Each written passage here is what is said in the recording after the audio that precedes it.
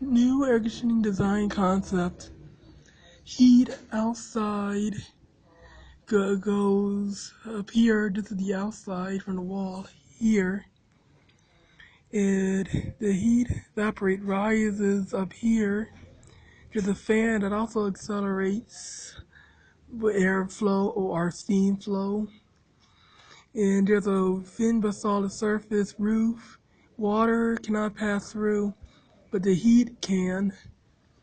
And it recondenses on these here, these cylinders, runs down here, cold water here, the inside of the building. Again, hot water up here.